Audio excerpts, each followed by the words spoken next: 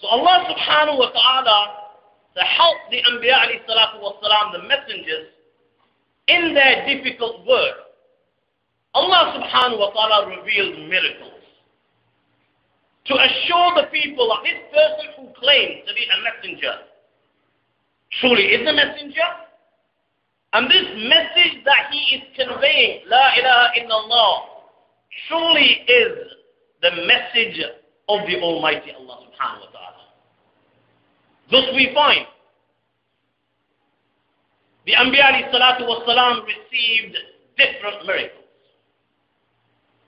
When Hazrat Ibrahim alayhi salatu wa salam broke the idols, the cry was, حَرِّكُوهُ وَانْصُرُوا آلِحَتَكُمْ إِن كُنتُمْ فَاعِلِينَ.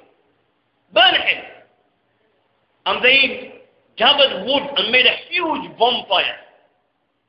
And they took Hazrat Ibrahim alayhi salatu wa salam and they threw him inside this fire. Though the speciality of fire is that it burns, Hazrat Ibrahim alayhi salatu wa salam came out of this fire without a single burn and without a single mark on his blessed body. Hazrat Dawood alayhi salatu wa salam, يُصَبِّحْنَ مَاهُ وَالطَّيْرِ.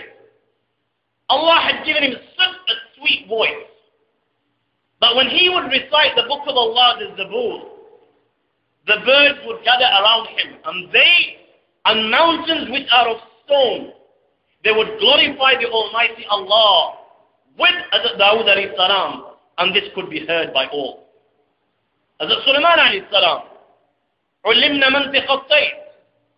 Allah had blessed him in such a manner that he could speak the language of animals, the language of birds, the language of insects. ادخلوا مساكنكم لا يحطمنكم سليمان وجنوده وهم لا يشعرون. He could even speak the language of trees. ولسليمان الريح غدوها شهر ورواحها شهر. Allah had subjected the winds to him. His throne would fly, the winds would carry him, his throne, and hundreds of people to different cities in a distant land in a very short period of time. وَمِنَ الْجِنِّ مَنْ يَعْمَلُ بَيْنَ يَدَيْهِ بِإِذْنِ رَبِّهِ. The jinn was subjected to him. يَعْمَلُونَ لَهُ مَا يَشَاءُ مِنْ مَحَارِيبِ وَتَمَاثِيلِ. And they would make huge mansions and palaces. وَالشَّيَاطِينَ كُلَّ بَنَّاءٍ وَغَوَّاصٍ. They would dive in the oceans and they would bring out pearls for Hazrat Sulaiman alayhi salatu wa salam. Our beloved Prophet Muhammad sallallahu alayhi wa sallam himself received many a miracle. Imam Bukhari and Muslim relate on the authority of Abdullah ibn Mas'ud radiallahu ta'ala anhu, that on one occasion the kuffar wanted to see a sign, a miracle, which proves that our beloved Prophet Muhammad sallallahu alayhi wa sallam surely is the messenger of Allah. They gathered and they asked to see a sign. As they gathered, our beloved Prophet Muhammad sallallahu alayhi wa sallam, with his finger pointed towards the moon. And as they were looking at the moon with their own eyes, the moon split into two. Half of the moon was to one side of the mountain. The other half was to the other side of the mountain. Nabi Kareem sallallahu alayhi wa sallam said, bear witness. But still, they refused to believe. Imam Bukhari relates to the authority of Abu Hurairah, another miracle of Rasulullah sallallahu alayhi wa sallam, in which Sayyidina Abu Hurairah radiyallahu ta'ala anhu himself narrates, Ki wallahi alladhi la ilaha illa hu, I swear by the one. There is no God worthy of worship but he. Sometimes I would lie on my abdomen due to hunger. He said, sometimes times were so bad that I would tie stones to my stomach. And I would, because of hunger, I would tie stones to my stomach. He says, قَاتَ يَوْمًا التَّرِيقِ. This was my condition one day. I hadn't eaten for days. So I sat on the path from where the companions of Rasulullah would normally pass. Abu Bakr came. On seeing Abu Bakr, I asked him a question with regards to a particular verse of the Qur'an. The only reason I asked him was maybe Abu Bakr will take me home and he will feed me. But on this particular occasion, Abu Bakr came. He answered my question. He did not take me home. ثم مر بعمر. Then came Umar.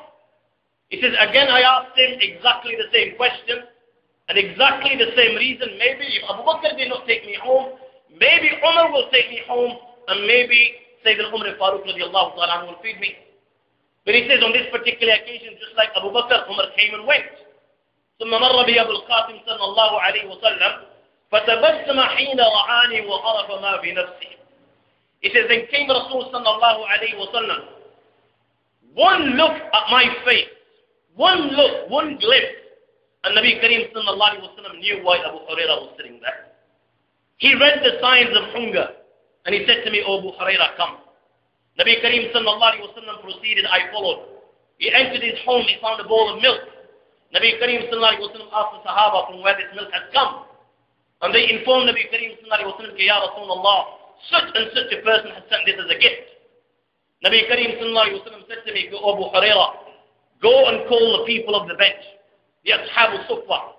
Now the Ashab al-Sufa were guests of Islam. They were poor people who had no families, no children. And they would live in the masjid. Nabi Kareem sallallahu alayhi wa sallam and the Sahaba would look after them. Every time he received hadiyah, Nabi Kareem sallallahu alayhi wa sallam would partake, and the remaining he would send to the Ashab al-Sufa. And whenever he received sadaqah, Nabi Kareem sallallahu alayhi wa sallam would send to the Ashab al-Sufa.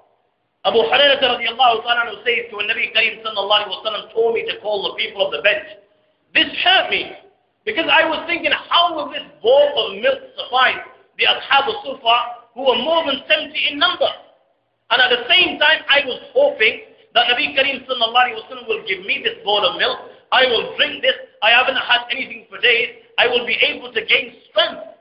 Now what Nabi Kareem sallallahu alayhi wa sallam has told me to call them, when these people come and I feed them, there will be nothing left for Abu Hurairah. He says, these were the sallallahu alayhi wa sallam. The great Ibn Kathir, he writes, the miracles the Anbiya alayhi salatu wa sallam generally received were in accordance with what was right in society at that particular time. If you look at Hazrat Isa alayhi salatu wa salam, the era of Hazrat Isa alayhi salam was the era of medicines, hakim.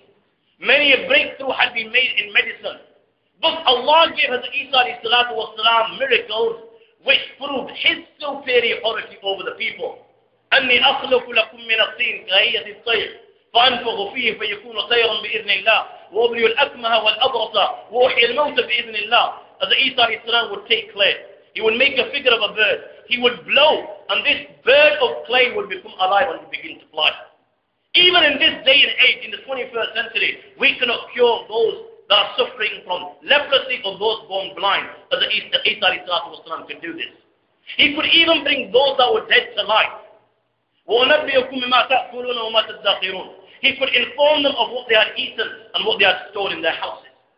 As Musa alayhi salatu wasalam's era was an era of sorcery, magic, tricks. And thus Allah subhanahu wa ta'ala gave Hazrat Musa alayhi salatu wasalam miracles which were relative to that particular time. Nabi Kareem sallallahu alayhi wa sallam's era was an era of literacy, poetry, speech making.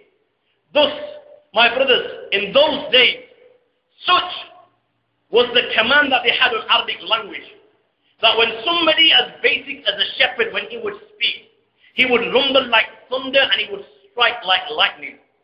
They had such a command on the Arabic language that their young girls, 5 and 6 years of age, could make poems which had over 100 couplets. Over 100 couplets.